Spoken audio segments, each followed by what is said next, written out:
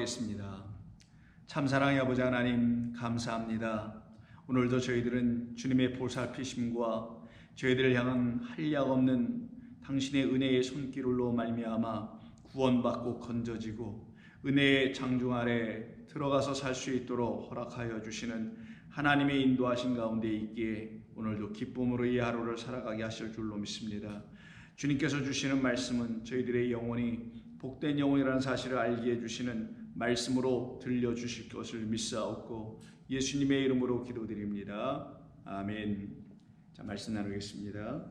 오늘은 이사야 57장 15절부터 마지막 21절까지입니다.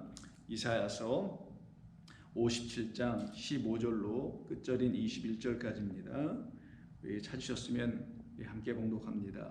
지극히 존귀하며 영원히 거하시며 거룩하다 이름하는 이가 이와 같이 말씀하시되 내가 높고 거룩한 곳에 있으며 또한 통회하고 마음이 겸손한 자와 함께 있나니 이는 겸손한 자의 영을 소생시키며 통회하는 자의 마음을 소생시키려 함이라. 내가 영원히 다투지 아니하며 내가 끊임없이 노하지 아니할 것은 내가 지은 그의 영과 혼이 내 앞에서 피곤할까 함이라. 그의 탐심의 죄악으로 말미암아 내가 노하여 그를 쳤으며 또 내 얼굴을 가리고 노하였으나 그가 아직도 패역하여 자기 마음의 길로 걸어가도다. 내가 그의 길을 보았은즉 그를 고쳐줄 것이라. 그를 인도하며 그와 그를 슬퍼하는 자들에게 위로를 다시 얻게 하리라. 입술의 열매를 창조하는 자 여호와가 말하노라. 먼 데에 있는 자에게든지 가까운 데에 있는 자에게든지 평강이 있을지어다. 평강이 있을지어다. 내가 그를 고치리라 하셨느니라. 그러나 악인은 평온함을 얻지 못하고 그 물이 진흙과 더러운 것을 늘 솟구쳐내는 요동하는 바다와 같으니라. 내 하나님의 말씀에 악인에게는 평강이 없다 하셨느니라. 아멘. 오늘 이 본문 말씀 15절로 21절에 있는 말씀을 통해서 오늘도 저희들에게 주시는 하나님의 평강의 말씀, 그 평강을 주시는 분은 오직 하나님밖에는 외에는 없으시다는 사실을 저희들이 갖고 있는, 여러분들이 갖고 있는 평강을 통해서 다시 한번 확인하는 귀한 시간이 되길 원합니다. 여러분들이 지금 예수님을 믿고 그리스도 예수 안에서 이 세상에 대하여 죽고 죄에 대해서 결별한 삶을 살아가시는 성도라면은 여러분 안에는 평강이 반드시 있을 겁니다. 그것은 세상이 주는 평강이 아니고요, 하나님 주시는 평안입니다. 하나님 주시는 평강을 받아야지 세상이 주는 평안을 받는 게 우리 성도의 삶이 아니기 때문에 여러분 안에 지금 있는 그 평안은, 또 평강은 하나님께서 주시는 평강일 것입니다. 바로 그 평강으로 여러분이 살아가고 계시다면 여러분의 삶에는 오늘 본문이 말씀한 그대로 다 나타나게 되어 있습니다. 그 삶을 하나님께서 이루시고자 사실은 예전에 우리가 그 평강이 무엇인지를 몰라 이 세상이 주는 것을 가지고 평안한 가운데 살아가길 원했고, 세상이 주는 여러 가지 어떤 혜택들, 여러 가지 어떤 이익들 등등의 것들을 추구하며 그곳에서 어떤 평안함을, 안정감을, 안락함을, 이런 것을 평안이라고 평강이라고 생각하고 살아왔던 우리들의 옛 모습이 이제 다 사라지고, 그런 것이 우리 가운데 있고 없고에 상관이 하나도 없는 사람들로 다시 그리스도 안에서 새로운 피조물로 거듭난 이후에 하나님께서 주시는 평강이 이제는 무엇인지를 우리가 알아가며 살아가게 됩니다. 그런데 우리가 갖고 있는 이 평강이라는 것이 사실은 전에는 알지 못했던 평강이었고요, 생각해보지도 못했던 것이었습니다. 그럴 수밖에 없었던 것은 우리 가운데 우리 자신이라는 걸림돌이 그 평강의 주님을 만나는 그 길을 막아버렸기 때문이었던 것이죠. 평강의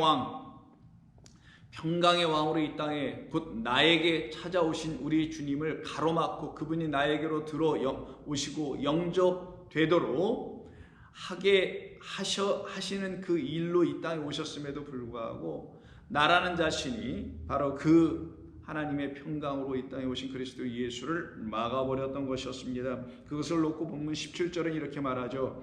우리들의 탐심의 죄악으로 말미암아 내가 노하여 그를 쳤다라고 말씀하십니다. 우리들에게 있는 탐심이 문제였던 것이죠. 그 탐심은 결국은 자기의 마음이었던 것입니다. 그래서 그가 아직도 패역하여 자기 마음의 길로 걸어가는도다. 그래서 그 스스로의 길 가운데 있는 우리들, 그때 이 자기 마음의 길이라고 하니까 자기 생각, 자기 마음, 이게 곧 자기의 길이었다라는 것이겠죠. 그래서 우리의 길로만 걸어가고 있었던, 인간의 길로만 걸어가고 있었던 우리, 그게 바로 걸림돌이었던 것이에요. 세상에서의 다른 어떤 것이 우리를 하나님께로 나아가게 하는 데 방해하는, 가로막는 걸림돌이 아니었었습니다. 건강도, 여러분의 실패도 혹은 좌절도, 어떤 어려움들도 하나님께로 나아가는 데 있어서 막는 걸림돌이 사실은 아니었고요. 진짜 걸림돌은 우리의 마음이었던 것입니다. 우리의 생각들이었던 것이죠. 그걸로 인하여 결정되어서 난 이렇게 가는 게 맞아라고 스스로 단언하여 채택하고 그것을 실행으로 옮기고 있는 우리들의 길, 그 길이 여호와 하나님께서 우리에게 보내주신 그리스도 예수 그 분의 길로 걸어가도록 하지 못하게 하였다라는 그런 말씀입니다. 그런 우리에게 하나님께서 불쌍히 여겨주시지 않았더라면, 그런 우리의 생각으로만 살아가고 있었던 우리에게 당신의 긍휼이 우리 가운데 임하지 않았더라면 우리는 그의 길을 알지 못하고 우리의 길로만 살아갔을 것입니다. 그러나 하나님께서 말씀하시죠. 18절에서 내가 그의 길을 보았은즉 패역의 길입니다. 죽음의 길입니다. 사망으로 향하는 길이었었죠. 그것을 보시고 하나님께서 당신께서 고쳐주실 것이라, 당신께서 행해 주실 것이다. 그러면 우리 하나님께서 그와 같이 우리에게 찾아와 주신 바가 있지 아니하면 우리는 우리 스스로 평강을 주시는 우리 주님의 길로 걸어 들어갈 수가 없게 되는 것이죠. 그래서 그와 같은 우리의 옛 모습을 20절에서는 악인이라고 합니다. 성경이 말하는 악인은 하나님의 말씀 가운데 거하지 못한 사람들이죠. 오늘 본문의 근거로 말한다면 자기 스스로가 걸림돌이 되어서 하나님과 원수된 상태, 이 상태가 바로 악인인 것입니다. 하나님이 행하시는 하나님의 일이 나타나야 될 대상인 우리에게 하나님의 뜻과 영광이 나타나지 않고 오히려 자기의 마음으로 말미암아 자기의 영광, 사람의 영광을 드러내고 있는 자, 그들을 갖다가 성경은 하나님과 원수된 자요, 죄인이요, 하나님과 이미 나누어져 있는 자라고 하죠. 그래서 우리가 아직 죄인 되었을 때, 우리가 아직 원수 되었을 때란 말을 하는 겁니다. 이들을 놓고 성경은 악인이라고 하는 것입니다. 그 악인은 평온함을 얻지 못한다고 하는 거예요. 그런 악인들이 평안함을 얻지 못하는 것이죠. 세상에서 악한 사람들이 평안함을 얻지 못한다. 제가 볼 때는 세상에서 악한 사람들이 더 안락하게 잘 살고 평안함을 더 누리는 것 같아 보입니다. 그러나 성경이 말하는 이런 악인들은 하나님이 주시는 그 평강을 갖지 못하기 때문에 평안함을 얻지 못한다는 말씀하는 겁니다. 그들은 마치 늘 솟구쳐 올라오는 진흙과 더러운 것을 내는 요동하는 바다와 같다고 20절에서 말씀합니다. 그래서 그 악인을 바다로 비유한 것이죠. 바다는 늘 여러분 어떻습니까? 파도가 치죠. 바람이 일면은 파도가 더 거세집니다. 그래서 더러운 것들이 막 밑에서부터 긁어 올려 위로 드러나게 되는 것을 볼 수도 있게 되죠. 바다와 같다고 하는데 어떤 바다를 말하냐? 요동하는 바다라고 합니다. 요동치고 있는 바다예요. 그래서 안정되지 않음을 말해주는 것이죠. 그것이 바로 평온함을 얻지 못한 악인의 상태입니다. 이들을 바다로 비유했던 것뿐입니다. 이들이 왜 이렇게 평온하지 못하고 하나님의 평강을 갖지 못한 자들이 될 수밖에 없는 것인가? 여기 비유에 악인들을 요동한다고 되어 있잖아요. 요동한다는 게 뭔가요? 움직이는 거죠. 요상스럽게 움직이는 겁니다. 하나님 보시기에 아름답게 움직이는 그런 움직임이 아니라 스스로 요동치고 있는 모습이었죠. 이 상태를 갖다 성경은 죽지 않은 상태라고 합니다. 다른 말로 하면 성경적으로 표현한다면 죽음을 아직 경험하지 못한 상태라고 말하는 겁니다. 정령 죽으리라는 하나님의 그 언약이 이루어지지 않은 상태를 말하는 것이죠. 그래서 여전히 뛰고 있는 모습, 여전히 요동치고 있는 모습, 이게 바로 자기의 힘과 능으로, 자기 생각으로 자기의 길을 계속 개척해 나가려고 하는 어떤 모습을 말합니다. 이거는 하나님의 것에 대하여 대적하는 모습을 성경이 지금 말하고 있는 것이죠. 이런 우리들에게 하나님께서 긍휼을 베풀어 주시지 아니하였더라면 우리는 영원히 하나님과 다투는 자, 대적하는 자, 그리고 하나님을 더 노하게 하는 자들로 설 수밖에 없었으나 하나님께서 우리에게 긍휼을 베풀어 주십니다. 그래서 16절에 내가 영원히 다투지 아니하며, 그러한 우리를 하나님께서 심판하시는 게 아니라 하나님께서 다투지 아니하시며 싸우지 아니하시며 내가 끊임없이 노하지 아니할 것은, 왜냐하면 내가 지은 그의 영과 혼이, 우리를 하나님의 형상으로 지으셨으니 당신의 영과 혼이 있겠죠. 그 영과 혼을 갖고 있는 우리들입니다. 우리가 하나님 앞에서 피곤할까 함이라. 그의 영과 혼이, 우리들의 영과 혼이 하나님 앞에서 피곤하고 곤비하여 쓰러질까 하는 하나님 아버지께서 자식들인, 아들과 딸들인 우리를 향한 염려, 불쌍히 여김, 안타까워하심, 이 마음 때문에 우리의 마음과 전혀 다른 것이죠.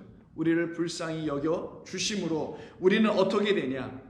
하나님의 평강을 얻는 자가 됩니다. 그래서 19절에서는 평강이 있을지어다, 평강이 있을지어다. 그리고 이 평강을 가진 자들은 하나님의 말씀이 평강이니 결국 고침을 받죠. 우리의 마음이 고쳐집니다. 우리의 생각들이 고쳐집니다. 우리가 하나님의 생각으로 바뀌어집니다 라는 그 고침을 얻는 것이지, 우리의 마음, 뾰족뾰족했던 마음들이 좀 다듬어지고 화를 자주 냈던 사람들이 이제 화를 좀 덜 내고, 이 정도를 말하는 게 아니죠. 정말 어떤 마음을 갖게 되는 것이냐면 하나님의 생각과 하나님의 마음을 갖는 거예요. 이것을 신약성경에서는 그리스도 예수의 마음이니 라고 하는 빌립보서 3장 4장에 있는 말씀을 기억하신다면, 우리가 가져야 될 마음은 그리스도 예수의 마음입니다. 그 마음이 우리 가운데 들어오는 것을 고쳐진 거라고 하는 겁니다. 그렇게 고쳐내시겠다라는 거예요. 그리고 우리를 어떻게 하냐? 살려내시겠다고 하는 겁니다. 그래서 오늘 본문에는 서로 상반된 키워드들이 있습니다. 첫째는 탐심의 죄악과, 그리고 악인과, 요동치는 바다, 이런 말들이 하나의 세트로, 그룹으로 하나의 형태로 되어 있고요, 형성되어 있고, 또 하나는 그의 반대측에 있는, 그것과는 좀 너무나 다른 하나님께서 우리의 영혼에게 부어주시는 당신의 긍휼과 불쌍히 여기심과, 그리고 평강과, 그리고 고치심과, 그리고 소생시키심이란 15절이 나옵니다. 겸손한 자의 영을 소생시키시며 통회하는 자의 마음을 소생시키시겠다. 소생시키는 살려내시는 걸 말합니다. 하나님께서 우리를 다시 살려내심. 그래서 우리의 첫 자리인 어느 자리? 악인의 자리, 평안함이 없고 요동치는 바다와 같은 자리, 자기의 마음의 길로 여전히 걸어가서 자기 스스로가 장애물이 되어 자기가 자기 때문에 넘어지는 그와 같은 불쌍한 상태에 있었던 우리를 하나님께서 불쌍히 여주셔서 찾아와 주심으로, 저와 여러분들의 영혼 안으로 성령께서 오셔서 우리를 더 이상 요동치는 바다의 삶을 살아가게 하지 아니하시고 우리를 고치시고 다시 지으셔서 우리로 하여금 하나님을 욕되게 찬송하는 자들이 아니라 참되게 찬양의 제사를 드리는 자들로 우리의 입술을 완전히 바꿔주시겠다. 그래서 19절에 입술의 열매를 창조하는 자 여호와가 말하노라 라고 하시는 거예요. 이게 오늘 본문 전체의 이야기입니다. 제가 여러분들에게 전체적인 것을 한번 쭉 설명을 드린 겁니다. 그러면 우리 하나님께서 정말 우리를 긍휼히 여겨주시는가? 맞습니다. 예레미야 3장을 한번 예를 들어서 본다면, 이미 하나님을 배역하여 간음, 우상하여 하나님을 우상으로 섬겨서 이미 그걸 하나님을 간음한 거라고 그랬죠.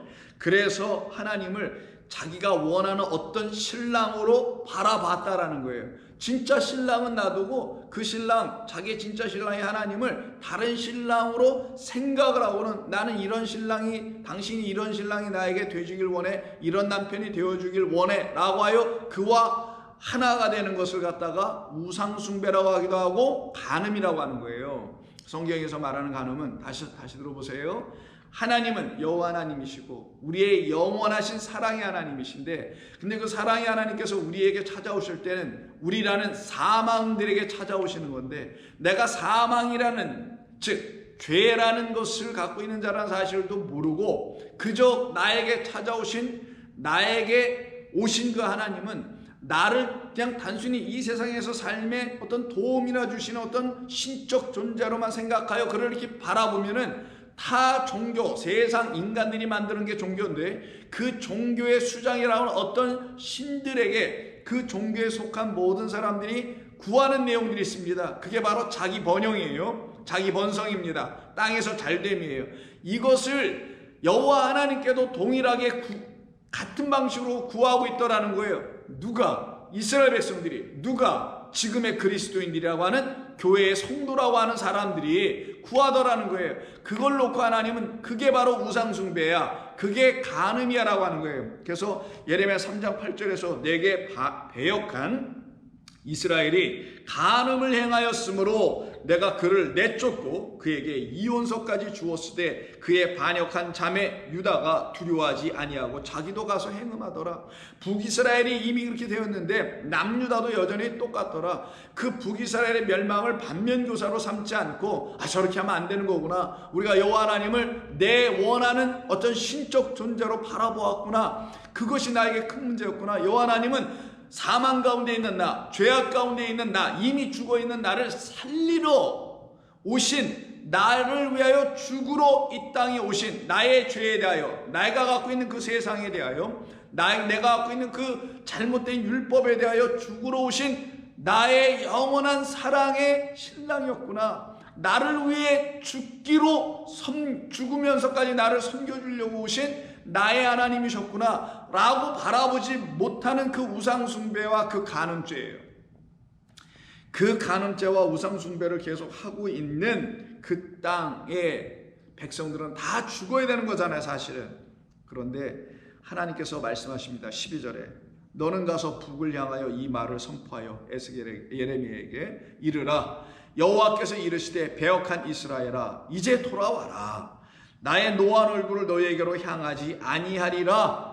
나는 긍휼이 있는 자라. 나는 노를 한없이 품지 아니하느니라. 여호와의 말씀이니라. 그래서 오늘 본문의 말씀에 우리 하나님께서 뭐라고 하십니까? 16절에 내가 영원히 다투지 아니하며 내가 끊임없이 노하지 아니할 것은 내가 그들을 불쌍히 여기기 때문이라고 하잖아요. 나는 그들을 불쌍히 여긴다. 내가 너를 긍휼히 여기니 내게로 돌아와라. 그럼 돌아온다는 건 뭐겠어요? 하나님은 세상이 말하는 신으로 보지 않고, 하나님은 영원토록 우리를 사랑으로 지켜내신 창조주 하나님, 그래서 내게서 영원히 떠나가고 내게서 영원히 멸망당해야 될 나라는 육이라는 그 생각, 육적 생각이라는 그 걸림돌을 완전히 무너뜨려 버리시는 그 하나님으로 내가 다시 바라봐야 되는 거구나. 그래서 세상이 말하는 신에서 영광의 그 하나님께로 돌아가는 것을 여호와 하나님이 말씀하시는 게 내게로 돌아오라는 말씀이에요. 세상에서 살다가 힘들고 지치고 자기의 뜻대로 되지 않아가지고 좌절하고 낭망한 상태에 있는 사람들 오라는 말이 아닙니다. 단순히 기독교는 성경이 말하는 하나님은 그런 하나님이 아니신 거예요. 그럼 이 세상 다 와야 되겠는데 근데 왜 이렇게 안 옵니까? 또 하나님은 우리의 옛사람의 그 자리에서 신음하고 있는 우리를 부르신 겁니다. 그리고는 너를 품지 아니하시겠다. 내게로 돌아오라. 14절 여호와의 말씀이니라. 배역한 자식들아 돌아오라. 나는 너희의 남편임이라. 왜 남편이라는 말로 이렇게 비유로 설명해 주실까요? 하나님이 우리에게 어떻게 남편이 됩니까? 근데 왜 이렇게 남편이라 했을까요? 사랑의 관계를 설명해 주려고 한 거죠. 우리와 하나님의 관계는 사랑이라는 것으로 관계되어 있다는 걸 알려주시려고, 하나님은 우리를 사랑하시는 하나님이라는 것을 알려주려고. 근데 세상의 신들, 세상의 종교는 인간이 그 신을 사랑하는 걸로 가르쳐 주거든요. 그래서 드립다 세상의 종교들은 자기들의 종교 안에 있는 신을 사랑하게 만들어 놓습니다. 그래서 기독교도 보면은 전부 다 하나님 사랑한다, 예수님 사랑한다고 한단 말이에요. 하나님께서, 예수님께서 나를 어떻게 사랑하셨는지를 알게 되면 진짜 비로소 나는 그분을 사랑한다는 말을 할 수도 없을 겁니다. 제대로. 부끄러워서, 죄송스러워서. 그래서 이게 남편의 관계를 쓰는 거예요. 자꾸만 간음을 하고 있으니까 다른 신으로, 다른 자기가 원하는 어떤 형태의 남편으로 자꾸만 원하고 있으니까. 그래서 그들을 향하여 하나님께서 내게로 돌아오라. 내가 너희를 다시 고치리라. 22절 배역한 자식들아 돌아오라. 내가 너희의 배역함을 고치리라. 그래서 오늘 본문의 말씀에 살려내는 하나님의 말씀에는 평강과 고치심과 그리고 그 영을 소생시키는 말씀들이 있었다고 하죠. 그 입술로 하나님을 온전히 찬양하게 하시겠다는 말씀이 있죠. 그래서 고치는 말이 이렇게 나오는 거예요. 이와 같이 하나님께서 우리를 당신의 긍휼로 부르셔서 고치시겠다는 겁니다. 그러면 이들이 어떻게 돌아와야 되는 건가? 돌아갈 때, 즉 우리가 하나님께 어떻게 돌아가는 것인가? 돌아가라니까 막 그냥 교회로 막 들어오고 어떻게 다시 한번 믿어봐야지. 그럼 다시 또 열심을 내게 되거든요. 자기 힘으로 믿어봐야지. 자기가 자기를 쳐서 복종시키는 거죠, 여러분. 내가 이렇게 잘못해왔네 지금까지. 또 다시 복종시키는 이렇게 하는 어떤 신앙의 행위들은 그것을 계속 반복하게 되어 있다는 걸 여러분 경험하셔서 아시잖아요. 그런데 돌아오는 사람들은 어떻게 돌아오냐? 반드시 하나님의 말씀으로 돌아오게 돼 있어요. 하나님의 말씀으로만 또 돌아와야 합니다. 하나님의 말씀이 아닌 것으로 돌아오는 자기의 생각, 자기의 판단, 내가 생각해보면 내가 너무 잘못 나갔어, 돌아가야지, 이런 것들이 있죠. 이런 모든 돌아옴들은 다시 자기 생각으로 또 돌아갈 때가 되면 어느 때 뭔가 좀 잘 풀려져, 인생사가 잘 해결이 돼, 만사고야, 그러면 또 돌아간다니까요, 그 예전 것으로. 근데 하나님의 말씀에 의해서 돌아온 사람들은 절대로 다시 세상으로 향하지 않고 세상이라고 된 자기를 향하여 또 돌아가는 일이 일어나지는 않게 되어 있습니다. 그럼 어떻게 하냐? 말씀으로 돌아오는 거예요. 우리는 하나님의 말씀이 우리에게 부어진 바 되었을 때 그 말씀을 듣고 하나님의 영의 말씀을 듣고 깨달아 그것이 나의 마음이 이제는 완전히 사라지게 되는 하나님의 놀라운 그 일하심이 저와 여러분 안에 딱 일어나게 될 때, 그리스도 예수의 마음으로 다시 지어지게 될 때 같은 말이죠. 그때 우리는 하나님의 말씀으로 돌아가는 거거든요. 그렇지 않으면 또 세상으로 가게 돼 있어요. 그래서 호세아 14장 1절 이하에서도 이렇게 말씀합니다. 이스라엘아, 내 하나님 여호와께로 돌아오라. 예레미야에게도 이사야에게도 누구에게도 여호와 하나님께로 돌아오라. 내가 불의함으로 말미암아 엎드러졌다. 지금 멸망당하고 쓰러져 있다. 그럼 불의함이 그를 넘어뜨리게 한 걸림돌이죠. 그럼 그에게 있는 불의함이 뭘까요? 어떤 잘못한 거, 의롭지 못함이라는 게 도대체 무엇일까요? 그때 하나님께서 그런 자들을 돌아오게 할 때, 그 불의한 자리에서 돌아올 때 어떻게 돌아오게 하시냐? 말씀으로 돌아오게 하십니다. 그래서 2절에서 너는 말씀을 가지고 여호와께로 돌아가라. 우리 성도는요, 예수 믿는 사람은 하나님의 말씀으로 돌아가는 거예요. 하나님의 말씀, 여기로도 돌아가야 된다는 말이 말씀으로 돌아가는 의미도 있고, 하나님의 말씀으로 말미암아 아버지께로 돌아가는 거예요. 그럼 하나님의 말씀은 무엇인가? 그리스도 예수입니다. 그리스도 예수, 그분, 길과 진리 생명이라는 그 길, 대로를 통하여, 하이웨이를 통하여 아버지께로 돌아가는 거예요. 그게 성도입니다. 말씀으로 들어가서, 하나님의 말씀으로 들어가서, 성령의 도움으로 들어가서 이 말씀에 사로잡혀 말씀 때문에 아버지께로 돌아가는 자들이 되어야 된다는 것입니다. 그것을 위해서 우리는 밤낮 하나님의 말씀에 귀를 기울여야 되는 거예요. 깨어나 있어야 되고 잠자면 안 되는 겁니다. 너는 말씀을 가지고 여호와께로 돌아와서 아뢰기를 이렇게 말하라. 모든 불의를 제거하시고, 뭐 때문에 이제 제거돼요? 그 말씀 때문에 제거하시고 선한 바를 받으소서, 이렇게 말하더라는 거예요. 너 이제 하나님의 말씀이 있잖아. 너의 영혼 안에 들어와 있잖아. 그 진리가 들어와 있잖아. 너를 살려내신 의로운 평강의 그 말씀이 너에게 있잖아. 그 말씀이 너에게 너의 입술을 열어 이렇게 말하게 할 것이다. 아버지, 이젠 내게 있는 그 모든 불의가 다 제거되고 이제 하나님 주신 참된 말을 가지고 내가 이젠 선한 말을 하는 자가 되었습니다라고 고백들하라. 이 일을 하나님께서 하시겠다.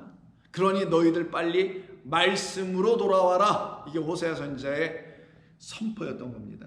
그리고 하시는 말씀이 이렇게 하라. 우리가 수송아지를 대신하여 이제 우리가 드렸던 송아지를 통한 제사, 그 제사 때문에 그 열심히 날마다 뒷받침되지 않으면 그 제사 못 드렸던 그들, 수송아지 드리려면 여러분 자기가 갖고 있는 재산의 가장 중요한 걸 다 드리는 거거든요. 제물을 드린다는 건 헌신이거든요. 헌신은 자기 죽음이었던 거예요. 이스라엘 백성들에겐. 그 죽음이 뭐예요?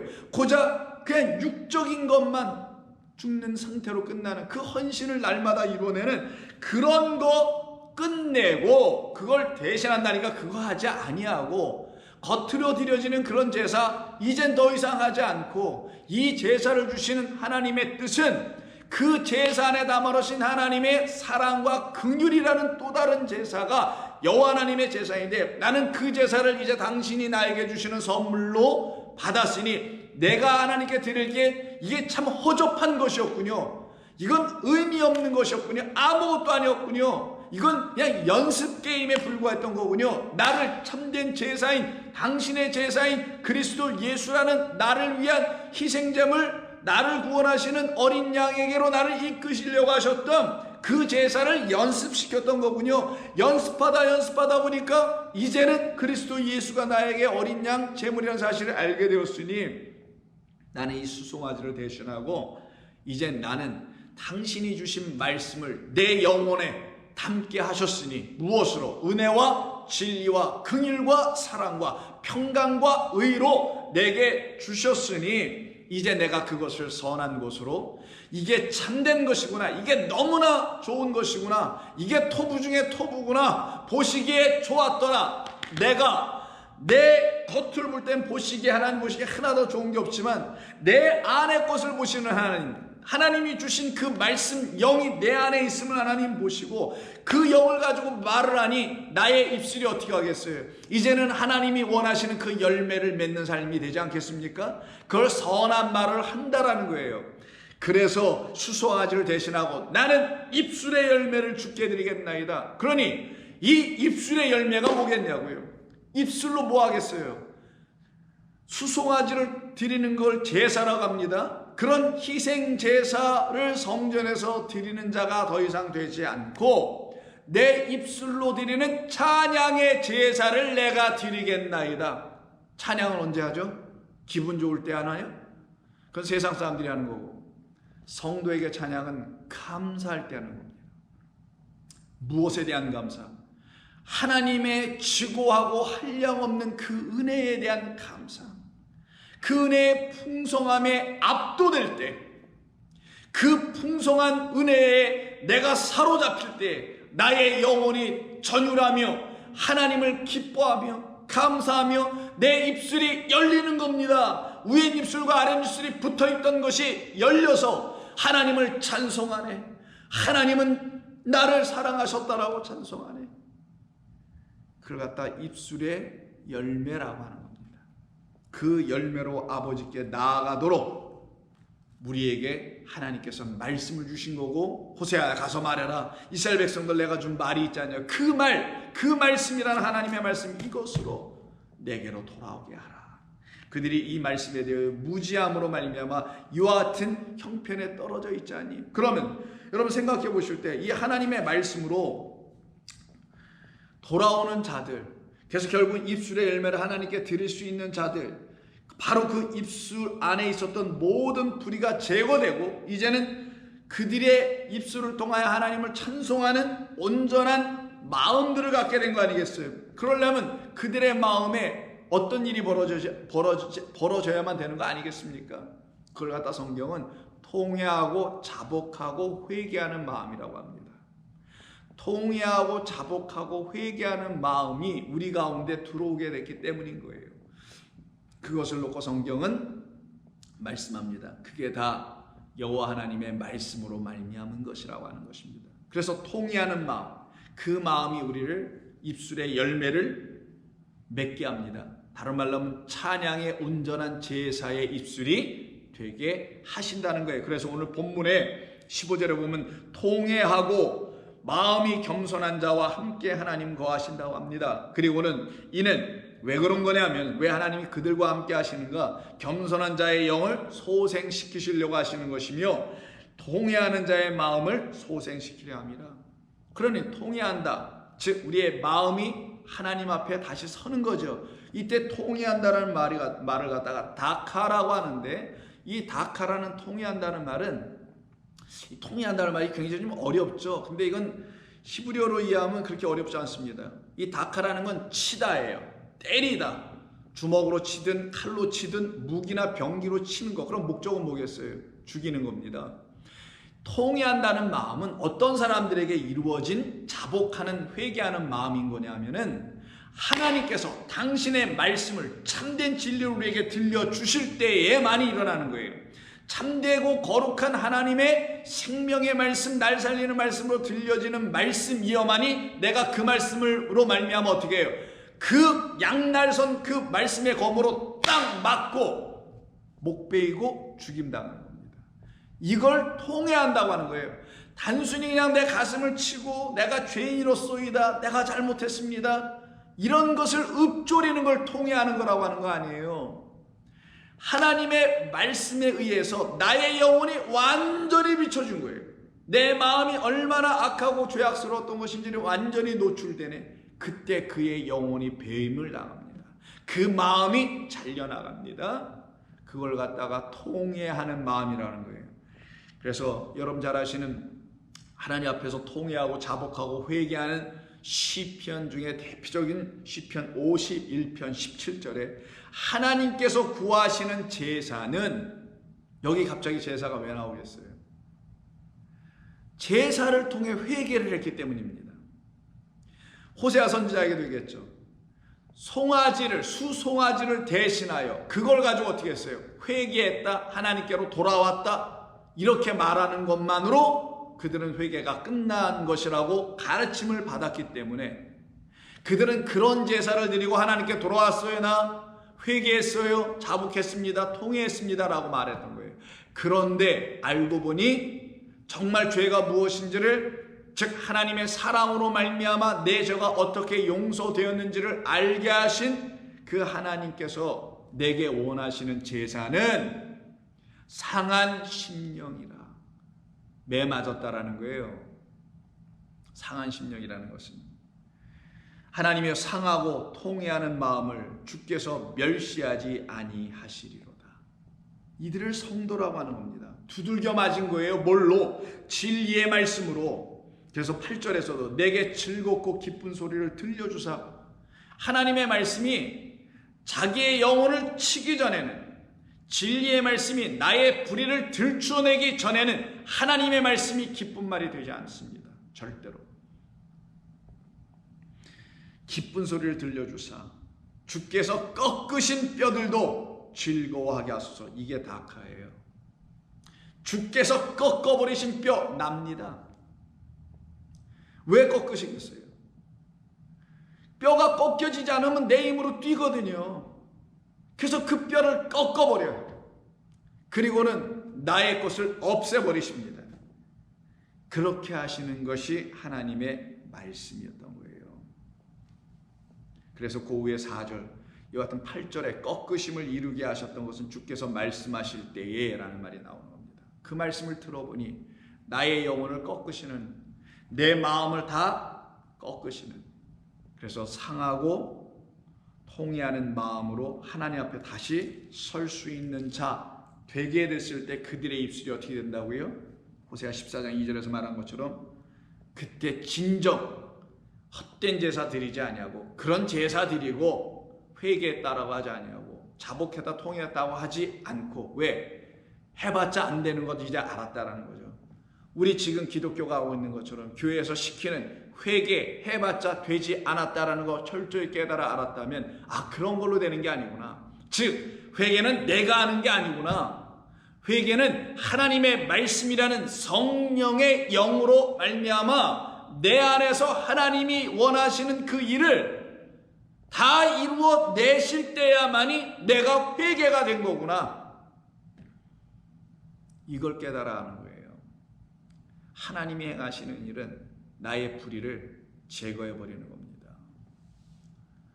내 안에 있는 헛된 생각들을 다 제거해 버리시는 거거든요. 그게 불의이기 때문에, 그게 걸림돌이기 때문이죠. 그러니 그들은 더 이상의 그런 제사를 드리지 않아요. 그런 회개함으로 용서받았다고 생각하지 않습니다. 참된 용서는 십자가를 통하여 내게 부어주신 하나님의 은혜를 아는 거예요. 또 오해하지 마세요. 십자가 붙들고 회개하는 게 아닙니다. 십자가를 통하여 예수 그리스도를 통하여 나타난 하나님의 의가 바라보니 불의한 나에게 나타났네. 불의한 나에게 어찌 의로운 것이 올 수 있을까? 라고 한 번쯤 생각해 봤다면 그런 나를 불쌍히 여기신 하나님이 계심을 알 거 아니겠어요? 그때 그들이 만나는 게 무엇인가? 사랑과 은혜입니다. 이걸 진리의 하나님이라고 하는 거예요. 그때 그들은 입술이 열려 떨리며 하나님을 기뻐하며 즐거워하며 찬송으로 하나님께 감사의 제사를 드리는 거예요. 그걸 영과 진리로 예배 드리는 자들을 하나님께서 찾으시느니라라고 하시는 겁니다. 그때 성도는 그와 같이 다시 일어나 하나님을 온전히 찾을 수 있는 입술들로 바뀌어갑니다. 그럼 이 입술은 우리가 갖는 건가요? 우리는 갖고 있었던 입술이라는 게 이 육적 입술이라는 이 입술, 어떤 입술? 이런 입술을 말하는 게 아니라 우리의 말들을 갖고 있었잖아요. 세상의 말들을 갖고 있었잖아요. 율법, 문자의 말만 갖고 있었잖아요. 이것을 하나님의 뜻으로 하늘의 것으로 알고 가져야 되는데 그러지 못한 상태의 말들을 잔뜩 담은 것이 우리의 입술이었거든요. 이 입술이 하나님의 말씀으로 하나님의 말씀을 말하는 선한 것을 말할 줄 아는 입술로 다시 지어지기 전에는 우리의 입술은 하나님을 온전히 찬송할 수 있는 입술이 될 수가 없습니다. 그래서 오늘 본문에서 19절에 이런 말씀이 나오는 거예요. 입술의 열매를 창조하는 자, 누가?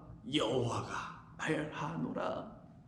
하나님께서 우리의 입술을 다시 지어주신다는 약속입니다. 이렇게 해놓으신 거예요. 그래서 저와 여러분에게 이제 더 이상 비진리, 세상의 것, 세상화되어 있는 종교의 가르침들을 말하는 자들이 더 이상 되지 않게 된 겁니다. 이게 하나님의 영광을 입은 자들이에요. 하나님의 은혜 안에 있는 사람들입니다. 입술을 다시 지음받은 거예요. 그래서 그 입술의 열매를 창조하는 자, 입술의 열매는 입술이 말하는 게 열매인 거예요. 입술이 가만히 있으면 그건 열매, 나타나는 게 없으니, 나무가 가만히 있으면 열매를 못 맺히고 있으면 그게 무슨 나무인지 알 수가 없죠. 마찬가지로 입술로 가만히 있으면 그게 무슨 입술인지 알 수가 없어요. 근데 그가 입을 열어 말을 할 때 그의 입에서 나오는 말로 그 열매를 안다고 하신 거예요. 그걸 나무의 열매로 비유하셨던 거죠. 마찬가지로 입술은 말을 할 때 그 말이 열매라는 겁니다. 그럼 이 말이 선한 말을 할 거냐 악한 말을 할 거냐, 즉 선하신 하나님의 진리의 말씀을 할 거냐 악한 나의 생각의 말, 인간의 말을 할 거냐, 교회에서 하나님의 선한 의로운 하늘의 진리의 말씀을 선포할 거냐, 알아듣든지 못 알아듣든지 때가 되면 성령께서 알려줄 테니까. 그러나 반대로 우리 인간의 말을 하는 그 열매를 계속 이야기하는 입술이 될 것이냐. 근데 하나님은 말씀하시죠. 내가 너희의 그 입술을 나의 말을 담은 입술들로 열매 맺게 해줄게. 그러시려면 어떻게 하신다고요? 저와 여러분의 입술이 한번 지져지고, 그래서 이사야 6장에 보면 그 스랍들이, 천사들이 성전 제단에 있는 숯불을 부젓갈로 들고 와서 다시 이사야에게 날라와가지고 그 입술에 지져버리잖아요. 그게 입술의 할례, 입술의 정함, 깨끗하게 함. 그거는 뭐겠어요? 하나님의 말씀, 깨끗한 말씀을 받을 수 있는 입술로 다시 지으신다. 성령, 진리의 영이라는 걸 알려주려고 불로 지진 거예요. 불로 태워버린 겁니다.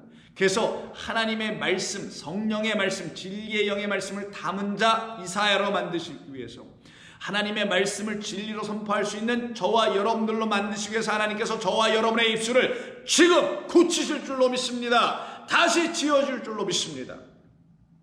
그때 비로소 우리에게 하나님이 원하시는 그 열매라는 하나님의 진리의 말씀을 말할 수 있는 자, 그 말을 열매라고 하는 거니까 입술의 열매, 그런 정도로 우리를 다시 지으시겠다. 그런데 그런 말을 해본 적이 없었어요. 왜? 우리가 애굽이라는 이 세상에 살고 있었기 때문에. 누가 없는 애굽, 여호와 하나님이라는 그 왕이 계시지 않고 보이는 하나님이라는 왕 바로가 있는 그 나라에서 있었기 때문에, 다른 말로는 무슨 말이냐 이게, 애굽이라는 나라는 이 세상이라서 하나님이 지어놓으신 것이잖아요. 근데 이 하나님이 지어놓으신 이 세상을 사람들이 뭐라 하냐면 하나님이 지어주셨어 이렇게 말을 하긴 하더라는 거예요. 하나님이 창조하셨어요 라고 말을 하더라는 거예요. 어디에서? 교회에서들 하겠죠. 그런데 그 교회에서들 말하는 그 교인들이라는 하나님의 사람들이라고 하는 사람들이 말할 때 그 하나님은 여전히 눈에 보이는 왕 바로의 역할을 하고 있더라는 거예요. 그래서 바로가 어떻게 합니까? 그 하나님의 백성들을 광야로 못 나가게 만들죠.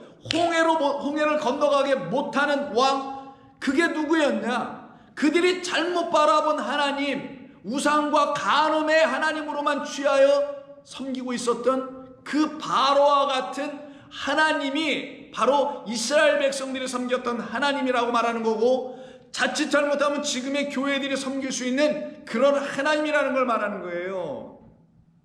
그런 바로라는 왕에게 붙잡혀 있던 우리를 하나님께서 내가 진짜 왕이야, 여호와는 왕이시라고 한 시편의 기자의 참된 고백, 이들이 왕이 아니야, 그 말은 세상 왕이 아니라는 말이 아니라 우리 하나님을 믿는 자들이 하나님을 오해하여 잘못된 하나님을 만들어 놓고 그 하나님을 왕이라고 섬기고 있는 그가 바로 바로로 역할되고 있는 거예요.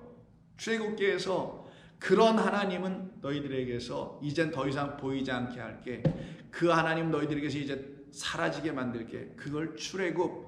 그래서 바로의 병거가 쫓아와도 이스라엘 백성들은 홍해 건너와 그들은 물속에 다 빠져 그들에게서 완전히 사라져버리게 만들었던 겁니다. 이 일을 하나님께서 이루시려고 모세, 당신의 종, 당신의 아들 예수 그리스도를 이 땅에 보내신 것처럼 그 땅에도 모세를 보내어 그들을 이끌어내게 하십니다.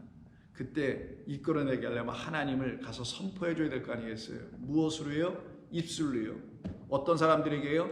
바로가 준 입술만 갖고 있는, 눈에 보이는 왕, 하나님을 보이는 눈에 보이는 왕으로 바라만 보고 있는 그들에 의해서 거짓된 입술들만 갖고 있는 그 이스라엘 백성들, 세상 존재들을 향하여 하나님께서 보내신 모세가 가야 합니다. 이제 갈 때 모세가 뭐라고 합니까? 하나님, 그들이 나의 말을 믿지 아니하면, 즉 하나님께서 나에게 주신 이 말, 내 안에 있는 말, 내 입술에 있는 이 말을 듣지 않고 믿지 아니하면 어떻게 하죠? 라는 이야기가 출애굽기 4장에 있어요. 4장 1절, 모세가 대답하여 이르되 그러나 그들이 나를 믿지 아니하면, 내 말을 듣지 아니하면, 내 말이 아니죠. 사실은 누구의 말입니까? 여호와 하나님의 명령의 그 말이에요. 그들을 구원해내시겠다는 이 말을 믿지 아니하고 듣지 아니하면 어떻게 합니까? 여기 물어요. 그때 하나님께서 뭐라고 하십니까? 내가 너에게 준 표징들이 있잖아. 표징을 통해서 그들은 내가 믿게 할게. 그러나 너는 가서 계속 말을 해야 해. 그 표징이 나타나도록. 11절, 여호와께서 그에게 이르시되 누가 사람의 입이 아니에요, 입술을 지었느냐? 누가 사람의 입술을 지었느냐? 여호와께서 그에게 이르시되 누가 사람의 입을 지었느냐? 누가 말 못하는 자나 못 듣는 자나 눈 밝은 자나 맹인이 되게 하였느냐? 나 여호와가 하느냐? 아니냐? 이제 가라. 내가 내 입과 함께 있어 할 말을 가르치리라. 너는 아론에게 말하고 아론은 너를 대신하여 그 백성에게 말하여 줄 것이다. 그럼 그들이 너의 입에서 나오는 말, 곧 내 말을 듣게 되어 그들의 입이 할례를 받고 내 입술로 다시 지어지도록 내가 할 거야. 내 말을 그들 안에, 영혼 안에 담게 하여 그들이 입을 열기만 하면 이제 내가 원하는 열매를 맺도록 내가 그들을, 보이는 왕, 그는 나를 지금 대변하고 있는 바로일 뿐이야. 근데 그 보이는 왕은 너희들 앞에서 다 끝나고 사라지고 멸망당하게 만들 거다. 그래서 예수님께서 오병이어 기적을 해냈더니만 어떻게 합니까? 이스라엘 백성들이 막 와가지고 그를 왕으로 옹립하려고 하죠. 예수님은 산으로 도망가 버리십니다. 왜? 그게 바로 그들이 찾고 있었던 왕이었고, 그들이 지금 하나님을 그런 왕으로, 눈에 보이는 현세적인 왕으로만 바라보고 있었다는 걸 보여준 거거든요.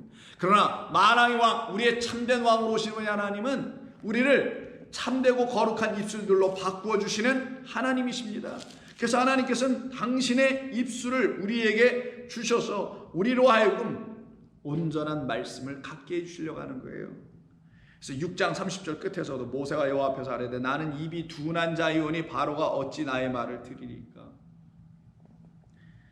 우리 인간의 입은요, 하나님의 입을, 즉 하나님의 말씀을 갖기 전에는, 여호와 입에서 나오는 그 말씀을 듣고 갖기 전에는 우리의 입은 여호와의 입을 가질 수가 없어요.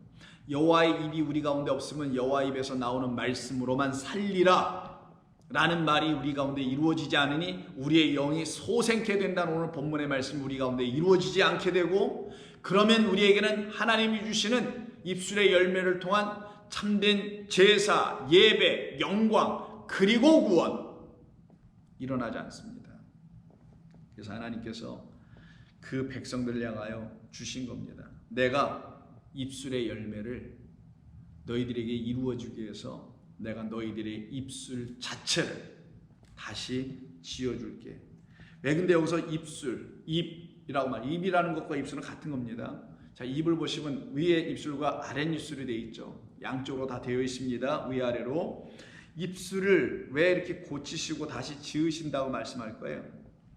이것은 우리에게 있는 두 입술에 대한 이야기를 하는 거예요. 두 개의 입술을 주신 이유는 이 두 개의 입술 중에 하나의 입술만 가지고서는 아니 된다라는 걸 주시는 겁니다. 무슨 말인 거냐면, 여러분들이 말씀을 할 때, 말을 할 때 입술을 하나만 갖고 있다면 말 못합니다.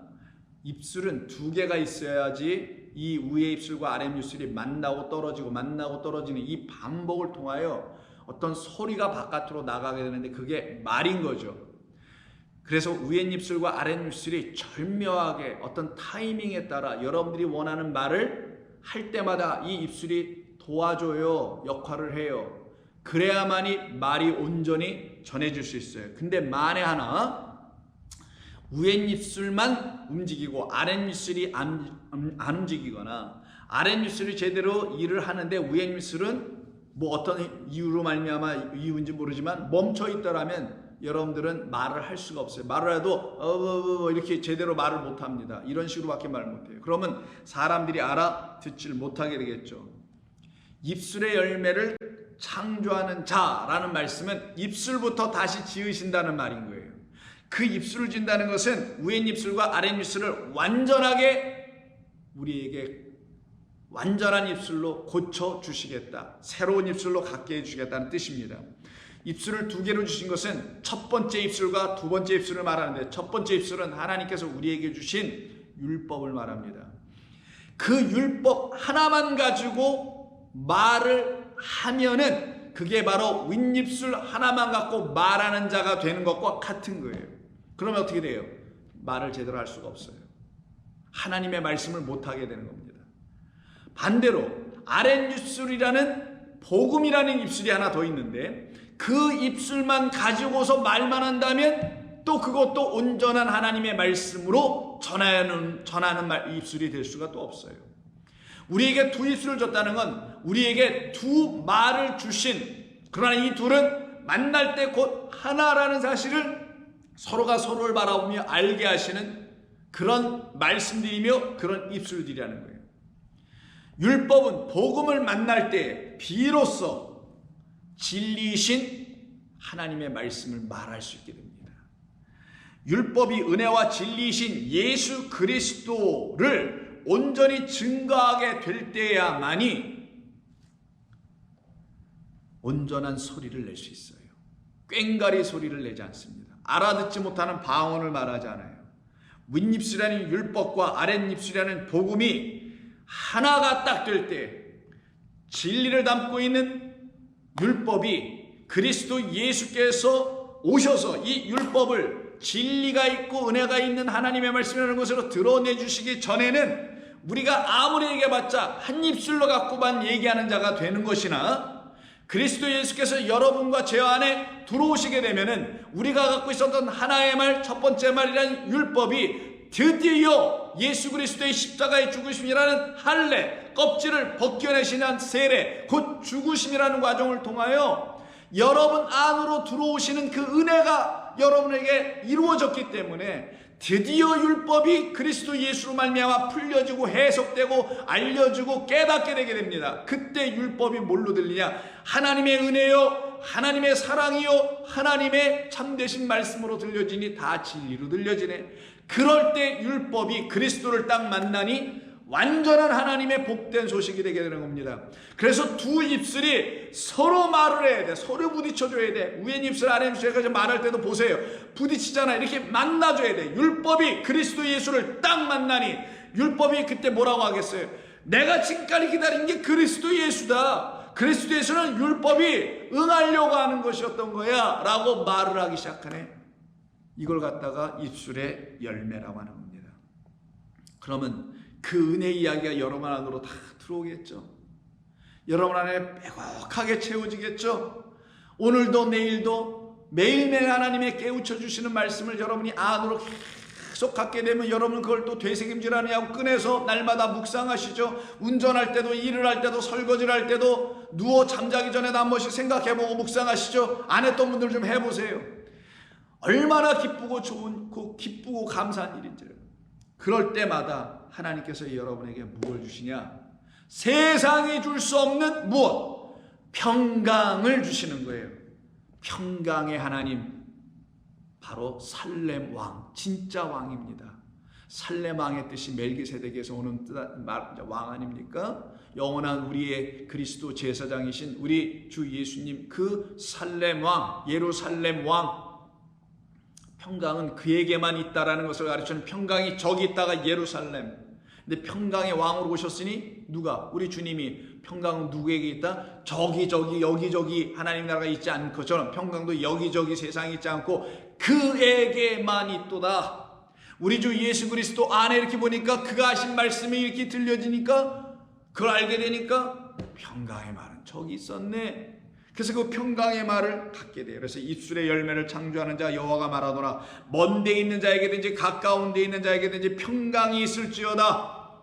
성전에서 평강이 있는 게 아니라 그리스도 예수 안에만 평강이 있을지어다. 그래서 바울 서신에 보면은 전부 다 얘기하죠. 뭐 베드로도 마찬가지고 야고보도 그렇죠. 교회와 성도들에게 평강이 있을지어다. 누구의? 아버지와 그의 아들의 평강이 교회와 함께 성도와 함께 있을지어다. 날마다 평강이네요. 진짜 참된 평강. 평강은 어떻게 온다고요? 완전히 죽음은 오는 거예요. 요동치는 바다가 완전히 잔잔해지면 평온이죠. 요동치던 내가 완전히 죽으면 그때 뭐가 온다고요? 죽임당하신 어린 양 그리스도가 여러분에게 오신 거예요. 그게 바로 그와 함께 못 박혀 함께 죽었으니까 그때 평강이 오죠. 근데 여기 본문에 보니까 가까운데 먼데 있는데 이렇게 말씀하네요. 먼데 있는 자나 가까운데 있는 자에게든지 다 평강이 있을지어다. 근데 먼저 말한 건 먼데 있는 자예요. 왜 이렇게 먼데 있는 자를 썼을까요? 가까운데 자는 또 뭘까요? 가까운데 먼데라는 것은 가깝다, 여호와 하나님과 지금 가깝게 있다고 생각하는 사람들은 바로 유대인들을 말하는 것이며, 먼데 있는 자는 그 유대인 밖에, 예루살렘 성 밖에, 율법 밖에 있는 이방인들을 말하는 겁니다. 근데 구원의 소식이 누구에게 먼저 가요? 또 먼저 받은 자들이 이스라엘 백성인데 이 열매는 누가 받아요? 입술의 열매인 구원의 열매들은 이방인들이 받죠. 그래서 먼데 있는 자가 먼저 등장합니다. 이방인에게 복음이 전해져요. 그들에게서 막 성령의 역사가 일어납니다. 그래서 먼데 있는 자, 가까운 데 자라는 것은 이방인과 유대인, 유대인과 이방인에 대한 이야기라는 거예요. 그들 모두, 이 세상 모두예요. 율법이 있는 자든 율법이 없는 자든, 율법이 있는 자는 율법이 왜 주어졌는지를 그것을 하나님의 영광의 말씀으로 깨닫게 하시고, 율법이 없는 자들은 그리스도 예수, 그 율법을 이루신 우리 주님이 율법이고, 또 우리 주님이 율법을 진리로 이루셨으니 율법과 진리가 위에 입술 아래 입술을 다 갖고 계신 분 그리스도 예수를 믿음으로 말미암아 또 구원을 받게 하시네. 그러니 먼데 있는 자나 가까운 있는 자나 자기의 영혼이 나의 마음과 생각으로 엉뚱한 길로 걸어가다가 결국 사망당할 수밖에 없고 폐역된 백성이라는 사실을 깨달아 알게 하시는 하나님의 영의 침투를 받아 다시 하나님의 영으로 지어진 받은 사람들은 먼데 있고 가까이 있는 게 문제가 아니네요. 율법이 있고 없고가 문제가 아니네요. 예루살렘 그 성전에 거하고 안 거하는 게 문제가 아니었네요. 오직 복음의 말씀을 진리의 영을 통하여 듣느냐 못 듣느냐가 문제였던 거예요. 그래서 로마서 2장 9절과 10절에서 하나님께서 말씀하십니다. 바울을 통해서 악을 행하는 각 사람의 영에는 환난과 권고가 있으니 먼저는 유대인에게요, 그리고 헬라인에게며 가까운 있는 자에게서부터 멀리 있는 자에게 이르기까지. 선을 행하는 사람, 이게 입술의 열매를 맺는 사람이죠. 사람에게는 영광과 존귀와 오늘 본문에서 평강이 있을지어다 그 평강이 있으리니 먼저는 유대인에게요 그리고 헬라인에게로다. 가까이 있는 자에게도 하나님, 율법이 있는 자에게도 하나님, 성전에 있는 자에게도 하나님이 우리에게 그들에게 당신의 존귀와 평강을 주시고 멀리 있는 자들에게도, 그래서 헬라인에게로다. 누구에게든지 하나님의 말씀으로 돌아오는 자들은, 호세아서 말씀하고 기억나시죠? 여호와의 말씀으로 돌아오는 자들을 긍휼 받은 자죠. 하나님의 긍휼을 얻은 자. 그래서 골로새서 3장 11절 이하에서 이런 말씀을 합니다. 거기에는 새롭게 하심을 입은 사람들이, 앞에서부터 읽어볼게. 거기라는 게 뭔지. 9절. 너희가 서로 거짓말을 하지 말라. 옛사람과 그 행위를 벗어버리고 새 사람을 입었으니 이제 옛사람 죽고 새 사람으로 다시 살아났네요. 이는 자기를 창조하신 이의 형상을 따라 지식에까지 새롭게 하심을 입은 자들이라. 바로 그와 같은 삶을 살아가는 거기에는, 그와 같은 일을 이루시는 그곳에는 헬라인이나 유대인이나 할레파나 모할레파나 야만이나 수구디아니나 종이나 자유이나 차별이 있을 수 없느니라. 하나님의 의는 차별이 있을 수가 없느니라. 하나님의 의가 나타난 믿음으로 말미암아 살아나는 자들은, 의로운 자들은 하나님의 의가 차별이 없습니다. 그리고 말씀하시는 것이 오직 그리스도는 만유시요 만유 안에 계시느니라. 그러므로 너희는 하나님이 택하시고 거룩하고 사랑받는 자처럼 긍휼과 자비와 겸손과 온유와 오래 참음으로 입고, 그래서 오늘 겸손한 자와 통회하는 자의 영을 살리시고 소생시킨다고 하신 거예요. 하나님 앞에 죽은 자, 마저 죽은 자, 뭘로? 율법으로죠. 예수님은 돌로 맞아 죽습니다. 십자가에 죽습니다. 함께 그렇게 죽은 자들. 15절. 그리스도의 평강이 너희 마음을 주장하게 하라. 너희는 평강을 위하여 한 몸으로 부르심을 받았나니 너희는 또한 감사하는 자가 되리라. 그러니 이들이 드릴 수 있는 참된 제사는 뭐예요? 하나님께 드리는 감사의 예배였던 겁니다. 이 감사의 예배를 온전히 드릴 수 있는 자들은 누구로 말미암는 것이냐? 히브리서 13장에 나와 있습니다.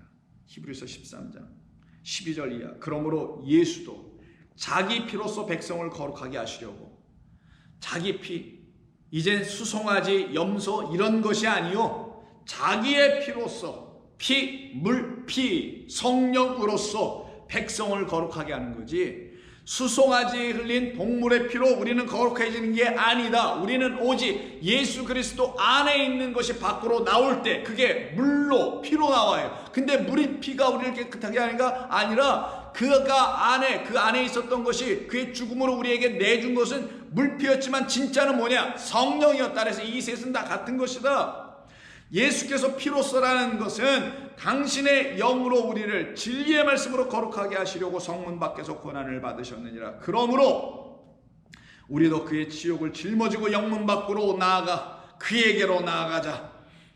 우리가 여기에는 영구한 도성이 없으므로 장차 올 것을 찾나니, 진짜 도성, 예루살렘 성, 성전 바다 짐승으로 되어 있는, 그걸 섬기기나 하고 거기서 제사나 드리게 하고 있는 그 성에서 나와서는 내게 지금 오고 있는 하늘의 도성을 향하여 나는 기다리고 있노라.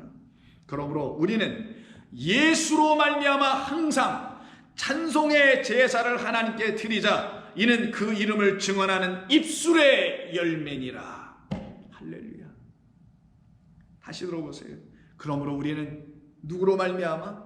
예수로 말미암아 항상 희생의 제사를 드리자가 아니라 희생제물 드리고 난 또 회개했다 돌이켰다라고 그런 입술, 반쪽짜리 입술 가지고 율법의 입술로 갖고 말하는 자가 되지 아니하고, 예수로 말미암아 율법의 입술만 갖고 있는 우리에게 예수 누구? 은혜와 진리가 딱 들어오니 어떻게 돼요? 두 입술이 만나 뭘 하게 됩니까? 드디어 따다다 하지 아니하고, 못 알아듣는 귀신의 영, 개구리 영으로 말하지 아니하고, 온전한 찬송, 온전한 새 노래, 14만 4천이 부르는 그 새 노래, 진리의 노래, 아무도 그것을 배울 자가 없도다. 누구 외에는? 24만 4천 외에는 아무도 그 노래를 알 자가 없어. 하나님의 진리의 말씀을 가진 자들 외에는 온전히 하나님께 영광의 예배, 찬송을 드릴 수 없다. 하나님이 찾으시는 예배자들은 그 영과 진리를 가진 자들이니까 그걸 갖다가 찬송의 제사를 하나님께 드리자. 이는 그 이름을 증언하는 입술의 열매니라. 입술의 열매라는 말의 의미는 바로 우리 하나님께서 우리에게 당신이 아니고서는 결단코 우리는 그 두 입술 온전한 말을 할 수 있는 것을 가질 수가 없다.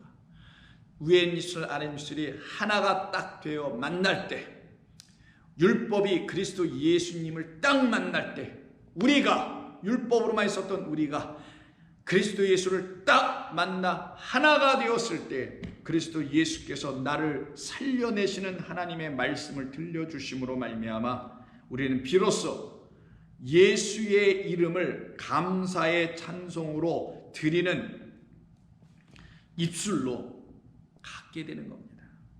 하나님의 이름을 찬송할 수 있는 자들이 되는 거죠.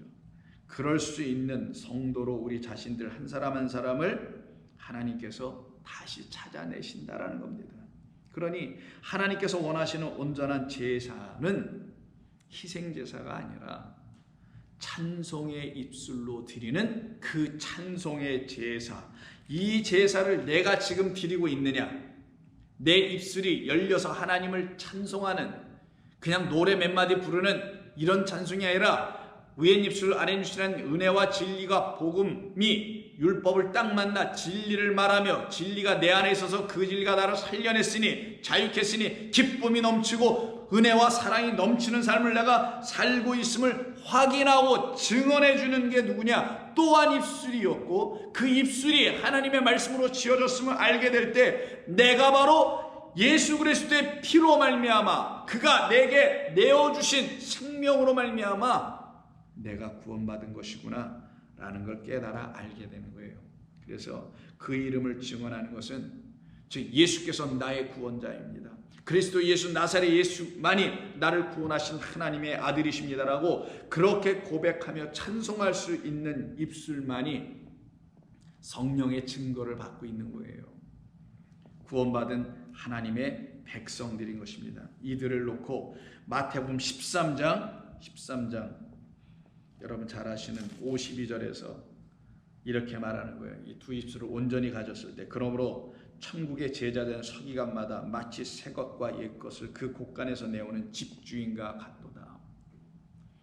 어느 하나 버릴 것이 없어요. 어느 하나 소홀히 할 게 없습니다. 율법 하나님의 말씀이 없고서 어떻게 복음을 알아들을 수 있겠냐고요. 옛 것과 새 것이 여러분의 온전해진 다시 지어진 할례받은 깨끗하여진 말씀으로 고쳐진 입술들이 사실 우리의 영혼이죠. 깨끗하여지고 고쳐지는 역사가 우리 가운데 나타나게 되는 것입니다. 이때 비로소 우리는 하나님의 뜻이 무엇인지를 알아가게 되죠. 그래서 우리는 헛된 입술을 갖지 않게 됩니다. 헛된 입술로 하나님을 공경한다, 예배한다 이런 말 더 이상 하지 않는 자들이 돼요. 그래서 마태복음 15장 7절에 보면 외식하는 자들아 이사야가 너에게 관하여 잘 예언하였도다. 일러스되 이 백성이 입술로는 나를 공경한다고 하되 마음은 내게서 멀도다. 그들이 왜 이렇게 된 것이냐? 사람의 계명으로 교훈을 삼아 하나님의 말씀을 사람의 교훈으로만 가르쳐 어떻게 해야 하는지 교훈으로만 가르치고 있는 계명이 되었다라는 거예요. 하나님의 계명이 사람의 교훈에 인생 교훈이라 가르치고 있는. 그래서 나를 헛되이 보아도다 경배 예배하도다. 예배는 구약 성경의 사람들에게 있어서 예배는 제사 드리는 거였죠. 너희들이 헛되이 여전히 제사 드리는도다. 그러나 내가 너희에게 히브리서에 있는 말씀 그대로 예수로 말미암아 항상 찬송의 제사를 드릴 수 있는 증언하는 입술, 누구를?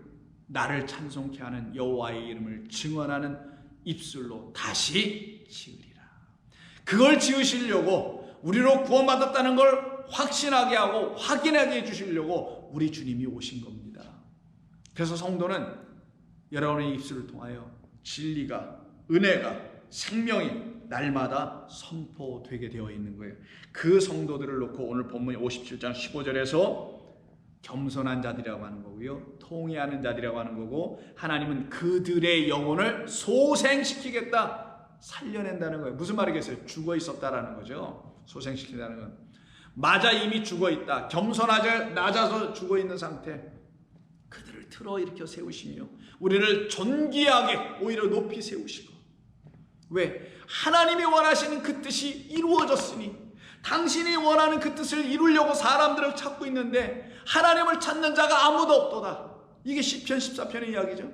근데 하나님을 찾는 자가 한둘한둘 나오겠네. 성도들이 하나하나 생겨 나오네. 그러니 그들 안에서 하나님 기뻐하실 거 아니겠냐고요. 그래서 그들의 영혼을 어떻게 하신다고요? 소생케 하리라, 살려내리라. 저와 여러분은 날마다 이렇게 새 입술로 지어지고 새 마음으로 지어지고, 그래서 그 마음을 가지고, 예수 그리스도의 마음을 가지고 하나님의 말씀을 읊조리며 묵상하며 나누며 선포하며 전도하며 증거하며 찬송하며 살아가는 종들로 여러분의 남은 인생을 영생의 삶으로 살아갈 줄로 믿습니다. 기도하겠습니다. 아버지 하나님 고맙습니다.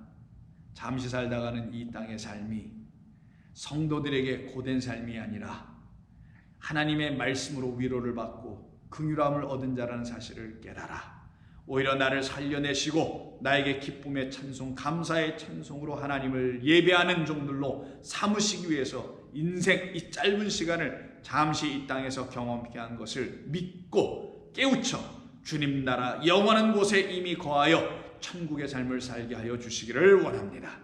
성도들을 주께서 불쌍히 여겨주시고 우리 한 사람 한 사람을 당신의 사랑으로 긍휼히 여겨주셨기에 우리가 지금 주님을 찬송할 수 있는 자들, 주님을 온전히 예배할 수 있는 자들, 오직 영과 진리로 하나님을 만나는 자들 되게 하셨사오니 이 모든 것이 아버지의 은혜로소이다. 감사합니다. 성도들의 오늘 하루의 삶을 주께서 눈동자같이 지키시고 살피시고 주관하시고 인도하여 주옵소서. 예수님의 이름으로 기도하옵나이다. 아멘.